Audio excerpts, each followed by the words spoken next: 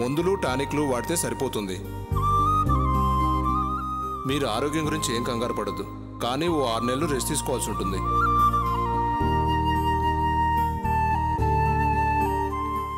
మీకు TB attack అయిందండి.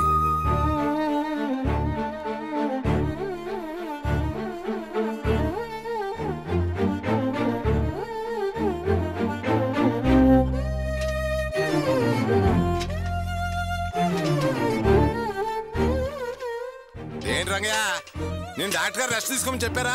నీ పాటికి నువ్వు ఎండలో వచ్చావేంటి? ఆయనకేమయ్యా ఏమైనా చెబుతాడు, ఎన్నైనా చెబుతాడు. అది జరిగే పనేనా? చూడు మాణిక్యం, తిరిగే కాలు చుట్టే నోరు ఊరుకోదంటారయ్యా. తిని కూర్చుంటే అజీర్తి, తిని పని చేయకపోతే సుస్థి. చూడు, మళ్ళాంటి వాడు పని చేయకపోతే రోజెట్టా గడుచుద్దయ్యా. అంటే ఇప్పుడు నువ్వు మళ్ళీ పని చేయడానికి వచ్చా? అవునయ్యా, పని చేయడానికే వచ్చాను. అది సరే, ఇతనెవరయ్యా కొత్తలాగా ఉన్నాడు? ఈయన్ని ట్యాంక్ లో దించావేంటి? ఆడికి ఆ గ్యాస్ పడక మూర్తొచ్చి పేనాల మీదకి తెచ్చుకుంటే మన పేనాల మీదకి వచ్చుద్దు కదా. అయినా ఇదివరకు వాసుగాడి విషయంలో ఏం జరిగిందో నీకు తెలుసు కదా, మనం ఎంత బాధపడ్డాం. ఇదిగో బాబు, నువ్వు పైకి రా, నువ్వు పైకి రావయ్యా. ఏంది రంగయ్య, నువ్వు మళ్ళీ పని చేస్తానంటావా? ఏంటయ్యా, నేను పని చేస్తానంటే నువ్వు కంగారు పడతావేంటి? ఇదేం కొత్త కాదు కదా. ఇదిగో నన్ను ఆపుకో. అది కాదు రంగయ్య, నీకు డాక్టర్ గారు ఏం చెప్పారు? మందు తాగకూడదు, ఇలాంటి డ్రైనేజ్ పనులు చేయకూడదని చెప్పారా? మాత్రం వాటితో బాగా రెస్ట్ తీసుకోమని చెప్పారా? నువ్వే నేను పనిలోకి దిగుతానని కోరి ప్రమాదాన్ని కొని తెచ్చుకుంటావా? వద్దు రంగయ్య, నా మాటను. ఏంటి మాణిక్యం, డాక్టర్ చెప్పినట్టు రెస్ట్ తీసుకుంటావు. తిని రెస్ట్ తీసుకోవడానికి మన దగ్గర ఏమైనా ఆస్తిపాస్తులు ఉన్నాయా? ఇదిగో, రెక్కాడితే కానీ డొక్కాడదు. నా ఖర్చులు నాకున్నాయి. పైగా నా భార్యను పోషించాల్సిన బాధ్యత నా మీద ఉంది కదా. అవన్నీ ఆయనకేం తెలుస్తాయి? చూడు, జనరల్ గా అందరికి చెప్పినట్టే డాక్టర్ నాకు చెప్పాడు. అది మన వల్ల అవుద్దా? అలా అంటావేంటి రంగయ్య? నువ్వు ఈ పని చేస్తే టీబీ అటాక్ అవుతుంది. ఆ విషయం తెలిసా కూడా నువ్వు ఇలా తెగబడి ట్యాంక్ లో దిగుతానంటే నీ పేడ మీద తీపిలేదా? అయినా రెక్కాడి దగ్గర డొక్కాడదన్నట్టు కూటికి లేనిలా మాట్లాడతావేంటి? నీ కొడుకు నెల నీకు 10 ఏళ్ళు ఇస్తున్నాడు కదా. మాణిక్యం, నేను ఆ డబ్బు ముట్టుకోవట్లేదు. అవి తిని నేను డబ్బు మనిషిని అని అనిపించుకోదలుచుకోలేదు. నా రెక్కల్లో శక్తి ఉంది, పనిచేయగల తెలివి ఉంది. వాడి రెక్కల కష్టం తిని ఇంతకు ముందు బాధ్యత లేకుండా తాగి తందనాలాడాను. కానీ వాడి కష్టం నేను ఇంకా తినదలుచుకోలేదు. ఇక నా బాధ్యతలు నేనే నెరవేర్చాలనుకుంటున్నాను. అసలు వాడు నాకు డబ్బులిచ్చే పరిస్థితి కల్పించింది భాగ్యం. అది వాడి పరువు తీసి వాడిని బలవంతంగా అలా ఇవ్వటానికి ఒప్పించింది. నేను నా కొడుకు నుంచి ప్రేమ కోరుకుంటున్నాను, కానీ డబ్బు కాదు. అందుకే ఆ డబ్బు వాడుకోదలుచుకోలేదు. రంగయ్య, నీకు ప్రాణాల మీద తీపి లేదా అని అడుగుతున్నావు కదూ? లేదయ్యా, నా ప్రాణం నా గోపి. వాడు క్షేమంగా ఉంటే నేను క్షేమంగా ఉన్నట్టే. అయినా వయసు పైబడిన వాణ్ణి, ఎప్పుడో అప్పుడు రాలిపోవటం ఖాయం. ప్రయాణానికి టిక్కెట్ ఎంత అవసరమో ప్రాణం పోవటానికి కూడా వ్యాధి అంతే అవసరమయ్యా. మోక్షానికి భక్తి, మరణానికి వ్యాధి అన్నారు. ఎందుకు ఇలా పిచ్చి మాటలు మాట్లాడుతున్నావు? పిచ్చి మాటలు కాదు మాణిక్యం, నాకు నిజంగా బతకాలని లేదు. వాడికి నేనంటే పిచ్చి ప్రేమ. మొదట్నుంచి మా కుటుంబం కోసం కష్టపడి అలసిపోయాడు. ఎప్పుడు వాడు ఎదుగుతాడా అని నేను ఆలోచించేవాణ్ణి. కానీ భాగ్యం వాసు వాణ్ణి వాడి భార్యని ఎన్ని బాధలు పెట్టారు. చివరికి ఇంట్లోంచి కూడా తరిమేశారు. కట్టుబట్టలతో బయటికెళ్ళి ఒంటరిగా రెక్కలు ముక్కలు చేసుకుని రాత్రింబవళ్ళు కష్టపడి ఈరోజు ఒక కారు బంగళా కట్టి ఒక స్థాయికి ఎదిగాడు. అది వీళ్ళకి నచ్చలేదు. కళ్ళల్లో నిప్పులు పోసుకుని వాణ్ణి పోలీస్ స్టేషన్కి ఇడ్చి 10,000 ముష్టి తీసుకోవడానికి సిద్ధపడ్డారు. మాణిక్యం, నీకో విషయం చెప్పనా? వాడు దాని బెదిరింపులకు భయపడి ఆ డబ్బు ఇస్తాననలేదు. నేను ఈ పని చేస్తున్నానని, నేను కష్టపడకూడదని, నా మీద ప్రేమతో ఇస్తానని ఒప్పుకున్నాడని నా మనసుకు తెలుసయ్యా. అందుకే వాడి ప్రేమను సొమ్ము చేసుకు తినటం నాకు ఇష్టం లేదు. రంగయ్య, నువ్వేనన్నా చెప్పు, నువ్వు ఈ పని చేయడానికి నేను ఒప్పుకోను. నేను ఇష్టపడి కష్టం అనుకోకుండా పని చేస్తాను అంటే నీకేం కష్టమయ్యా? నేను ఒప్పుకోను అంటావు. ఇదిగో నా పని నన్ను చేసుకొని. రంగయ్య, నువ్వు ఇలా మొండికేస్తే ఈ విషయాన్ని గోపితో చెప్పాల్సి వస్తుంది. అయ్యో, ఆ పని మాత్రం చేయకు, నీకు దండం పెడతాను మాణిక్యం. వాడికి ఈ విషయం తెలిస్తే తట్టుకోలేడయ్యా. వాడు చాలా మంచివాడయ్యా, మంచి మనసున్న మనిషి, దేవుడు లాంటి వాడయ్యా వాడు. పరాయి వాళ్ళు కష్టాల్లో ఉన్నారంటేనే వాడు తల్లడిల్లిపోతాడు. అలాంటిది కన్న తండ్రిని నాకిలా అని తెలిస్తే విలవిల్లాడిపోతాడయ్యా. వాడి ఆరాటాన్ని మా రాక్షసి మళ్ళీ సొమ్ము చేసుకోవడానికి ప్రయత్నిస్తుంది. దయచేసి వాడికి ఈ విషయం చెప్పి వాడిని బాధ పెట్టకు మాణిక్యం. చెప్పకపోతే అతను రేపు నన్ను తప్పుపడతాడు రంగయ్య. వాడు తప్పు చేయడు, ఎవరిని తప్పు పట్టడు కూడా. వయసు మీద పడినవాడు ఎంతకాలం బతుకుతాడు? ఏదో కాలం చెల్లింది, బాల్చి తన్నేశాడు అనుకుంటారు. ఇదిగో నువ్వు చెప్పి తప్పు చేయకు. నువ్వు నన్ను పని చేయనీకపోయినా పర్వాలేదు, నువ్వు వాడికి చెప్తే నేను ఊరేసుకు చచ్చిపోతాను. ఇదిగో నిజంగా మనం స్నేహితులమైతే నా మీద నీకు ఏమాత్రం గౌరవం ప్రేమ ఉన్నా దయచేసి విషయం వాడికి చెప్పొద్దు. చెబితే నా మీద ఒట్టే. రంగయ్య, ఒట్టేసి నా నోరు కట్టేసినావు, కానీ నువ్వు పనిలో దిగితే పోతాను అంటావు. ఆ డబ్బు తేరగా తింటూ 10 కాలాల పాటు సిగ్గు శరం లేకుండా బతకడం కంటే 10 రోజుల్లో ఊపిరి వదిలేస్తే మనసుకు ప్రశాంతంగా ఉంటుంది. చివరి రోజుల్లో అయినా ధర్మంగా, ఆత్మాభిమానంతో, ధైర్యంగా, నాకు నేనుగా బాధ్యతతో బతుకుతున్నాననే తృప్తి మిగులుతుంది. పోయాక ఆత్మశాంతి లభిస్తుంది. నన్ను తృప్తిగా కన్నుమూయని మాణిక్యం. వాడి డబ్బు తింటూ ఎంతకాలం బతుకుతానో అంత అసహ్యం కూడా మూట కట్టుకుంటాను. ఇలా నేను ఎంత త్వరగా పోతే అంత సానుభూతి సొంతం చేసుకుంటాను. నాన్న, నీ ఆత్మాభిమానం ఎంత గొప్పది అని వాడు నా శవం మీద 2 కన్నీటి బొట్లు రాలిస్తే అదే తులసి తీర్థం అనుకుంటాను. వాడు అంటించే తలకొరివే నా తప్పులకి ప్రాయశ్చిత్తమై నిర్మలంగా నా ఆత్మ ఆ భగవంతుల్లో లీనంగానే మాణిక్యం. వాడి బతుక్కి నేనేనాడూ సాయపడలేదు మాణిక్యం. నువ్వు నా వ్యాధి సంగతి వాడికి చెప్పి ఇంకా వాడిని నష్టపెడతావు, నాకు ఇష్టం లేదు. నన్ను ఇలా రాలిపోని మాణిక్యం, రాలిపోని. ఎడవకు రంగయ్య, ఎడవకు, నీకేం కాదులే రంగయ్య, ఎడవకు రంగయ్య,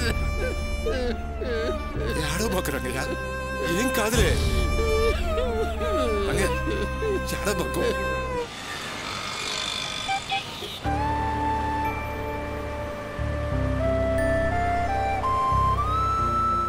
ఏంటి గోపి ఇది? సడన్ గా వచ్చి బయలుదేరండి అని హడావిడి చేసి ఎక్కడికి తీసుకెళ్తున్నావు? ఎందుకు సార్ టెన్షన్ పడుతున్నారు? కాసేపు ఆగండి, మీకే తెలుస్తుంది. విషయం చెప్పకుండా తీసుకెళ్తుంటే అడగరా? చెప్తా నందిని, ఒక్క 10 నిమిషాలు ఓపిక పట్టు. చెప్పా పెట్టకుండా అలా తీసుకెళ్తుంటే తెలుసుకోవాలన్న యాంగ్జైటీ ఉండదా? ఉంటుంది, చెప్తున్నాగా, ఒక్క 10 నిమిషాలు ప్లీజ్. సరేనయ్యా, ఇంకడగను, సరేనా? అయ్యో, అంత మాట ఎందుకు సార్?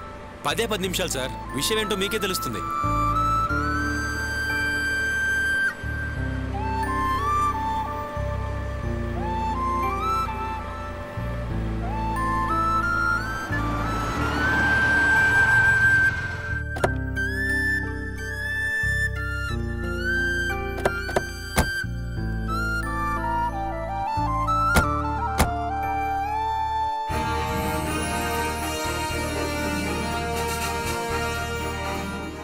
ఏంటి గోపి, ఇదేదో కొత్త బిల్డింగ్ లా ఉంది? అవును సార్, కొత్త ఇల్లే. మమ్మల్ని ఇక్కడికి ఎందుకు తీసుకొచ్చావు గోపి? లోపలికి వస్తే మీకే తెలుస్తుంది. లోపల ఎవరున్నారు? ఇప్పటిదాకా ఎవరు లేరు, ఇక ముందు ఉండబోతున్నారు. ఏంటి గోపి, ప్రతిదీ సస్పెన్సేనా? నువ్వు లోపలికి వస్తే సస్పెన్స్ ఓపెన్ అవుతుంది. గోపి, నీ మాటలు, నువ్వు చేసే పనులు ఏమీ అర్థం కావటం లేదు. చెప్తాను, ముందు లోపలికి రండి. రండి సార్, రండి రండి రండి. ఏంటి గోపి, ఎవరిది ఇల్లు అడిగితే చెప్పవేంటి? నందిని, ముందు మీరిద్దరూ కుడికాలు పెట్టి లోపలికి వెళ్ళండి. అడుగుతున్నాను కదా, చెప్పు. ముందు వెళ్ళమంటున్నాను కదా సార్. రండి నందిని, వెళ్ళు.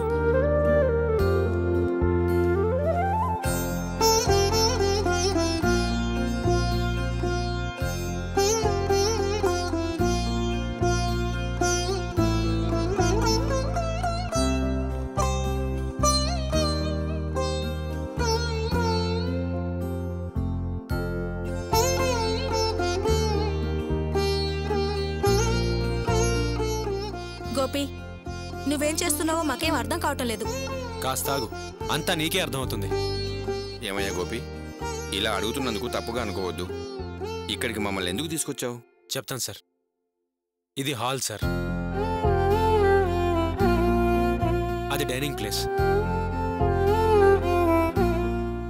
ఇక్కడ రూమ్ ఉంది, లోపల కిచెన్, పైన ఇంకా 2 ఫ్లోర్స్ సార్. పైన ఒక మాస్టర్ బెడ్రూము, ఆ పైన ఇంకా 2 బెడ్రూమ్స్. ఇల్లు ఎలా ఉంది సార్? ఇల్లు బాగానే ఉందయ్యా, కానీ ఇవన్నీ మాకెందుకు చెప్తున్నట్టు? ఇల్లు ఎవరిదో అయితే మీకెందుకు చెప్తాను సార్? ఇది మీ ఇల్లే.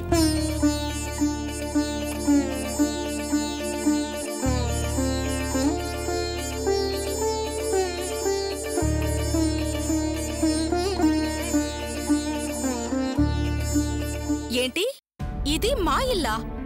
గోపి, నువ్వేం మాట్లాడుతున్నావో నాకేం అర్థం కావటం లేదు. ఇందులో అర్థం కాకపోవడానికి ఏముంది నందిని? మళ్ళీ మళ్ళీ చెప్తున్నాను, ఈరోజు నేను ఈ స్థాయిలో ఉన్నానంటే దానికి ముఖ్య కారణం నువ్వు సారే కదా. నేను అర్చన అంత పెద్ద ఇంట్లో ఉంటే మీరిద్దరూ చిన్న రూమ్లో ఉండడం నాకు అర్చనకి నచ్చలేదు. అందుకే ఈ ఇల్లు మీకోసం కొన్నాం.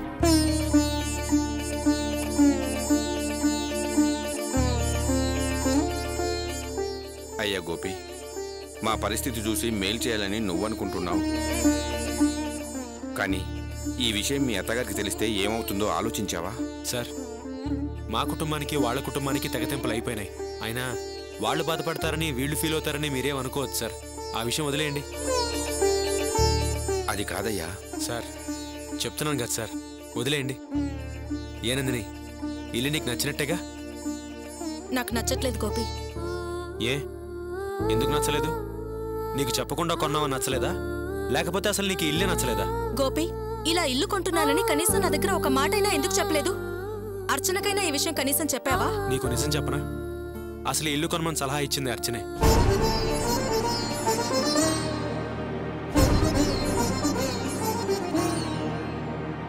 వాళ్ళిద్దరూ చిన్న రూమ్లో ఉంటున్నారండి, మనం ఇంత పెద్ద ఇంట్లో ఉంటున్నాం, అది కరెక్ట్ కాదు, అర్జెంటుగా వాళ్ళకు మంచి ఇల్లు కొనండి అని చెప్పింది.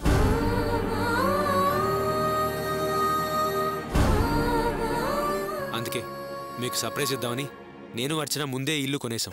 సమయానికి తిరుపతి వెళ్ళింది కాబట్టి సరిపోయింది, లేకపోతే నాకంటే ముందే వచ్చి మీ ఇద్దరితో ఇంట్లోకి గృహప్రవేశం చేయించుండేది. గోపి, నా మనసు చాలా నొచ్చుకుంటుంది.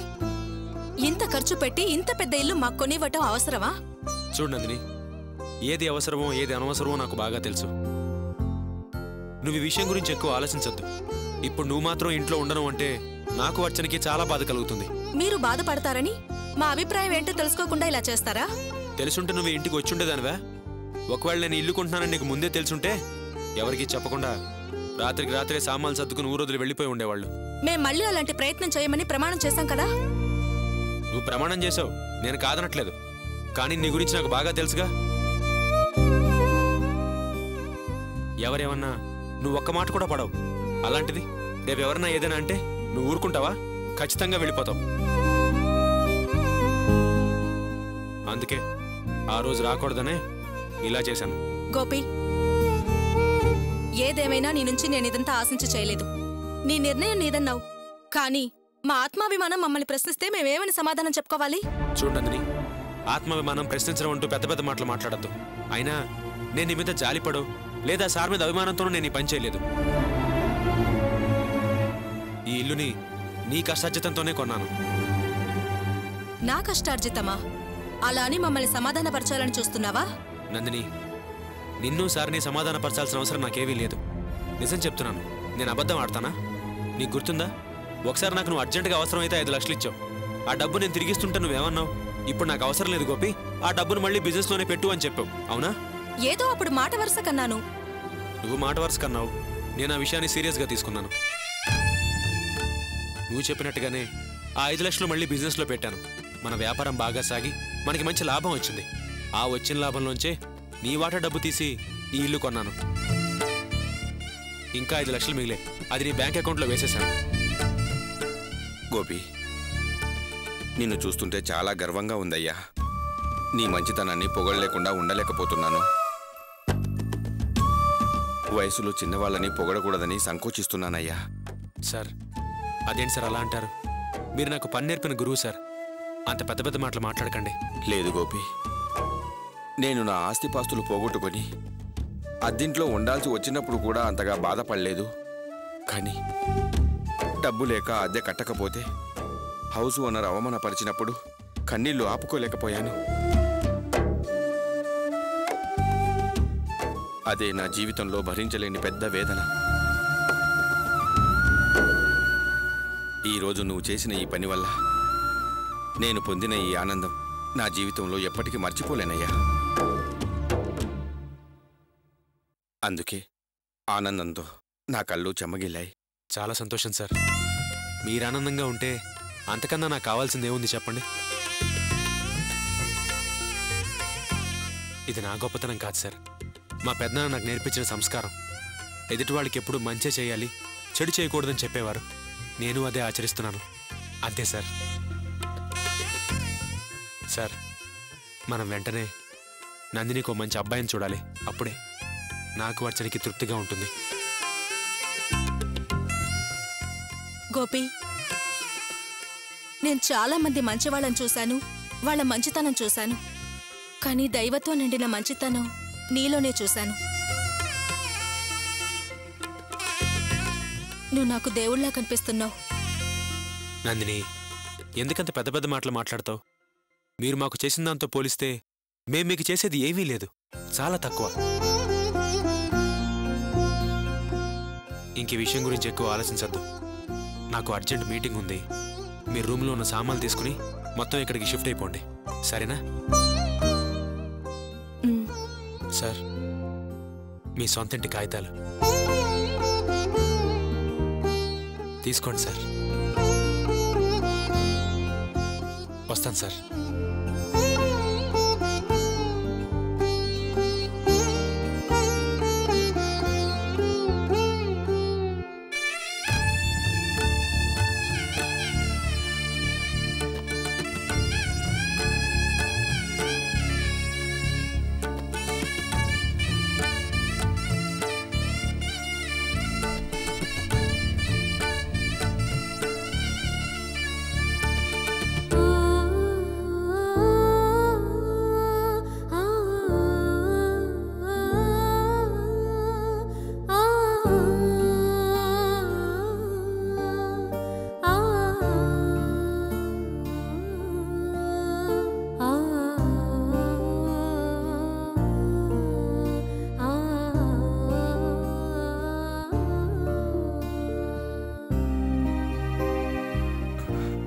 నాన్న, ఏడవకండి నాన్న. నేను ఏడవట్లేదమ్మా, ఇవి ఆనంద బాష్పాలు. గోపి, అర్చన వాళ్ళు ఎంత మంచి వాళ్ళమ్మా. మనం వాళ్ళకు చాలా రుణపడి ఉన్నామమ్మా. వాళ్ళను జీవితంలో మర్చిపోకూడదు.